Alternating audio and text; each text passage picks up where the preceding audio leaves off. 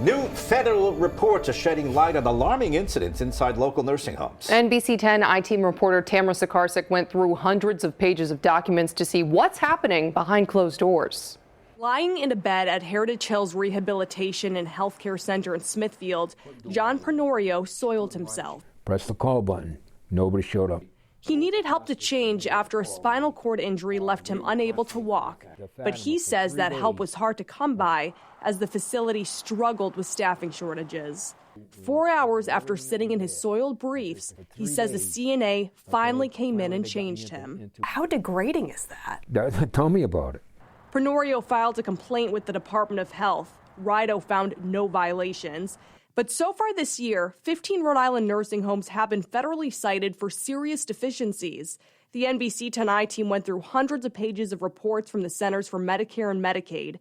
In one case, one resident allegedly sexually abused another while left unsupervised for an hour and a half. In another, staff failed to give a resident 14 doses of their medication, and a staff member in another facility was fired after allegedly pushing a dementia patient down in her chair.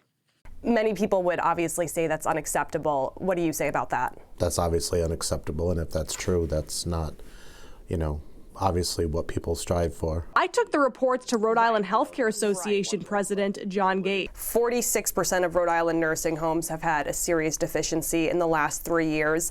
Is that a failure among the industry? That's a pretty high number. I think it's a sign of the times. I think during COVID, when they came in on infection control surveys, they were citing facilities for, if a CNA had her goggles on and she put them up on her head. But even this year, there were a lot of serious deficiencies. Is there any excuse for that? I haven't seen numbers from this year, but no, obviously there's no excuse for a serious deficiency. Facilities are fined for serious deficiencies. Attorney Anthony Leone tells me penalties can escalate from there. Medicare can withhold or not make certain payments. In the most extreme circumstances, Medicare could pull funding, which would effectively shut them down. Leone says to reduce deficiencies, underlying problems in the industry need to be addressed. I think everyone will agree that nursing homes are understaffed, and there's a lack of sufficient, properly trained staff. The Rhode Island legislature passed a safe staffing law in 2021, but it was never enforced after the industry argued the financial penalties would effectively close homes. Facilities recently received a Medicaid reimbursement increase of 14%, or nearly $70 million, some of which is supposed to benefit frontline staff. We're hoping that'll stabilize the industry, enable us to continue to recruit people to recover our workforce. After his experience in a nursing home, Prenorio says change is needed. Do you blame staffing shortages for what happened to you? Absolutely. Would you ever go back to a nursing home? No. There are some nursing homes that are good.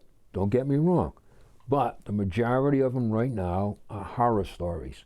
And since I get out and started to talk to people, I'm hearing a lot of these horror stories. I contacted Heritage Hills after speaking to Prenorio. A spokesperson tells me the Department of Health found no deficient practices when investigating the matter, but that didn't happen until Prenorio was back home.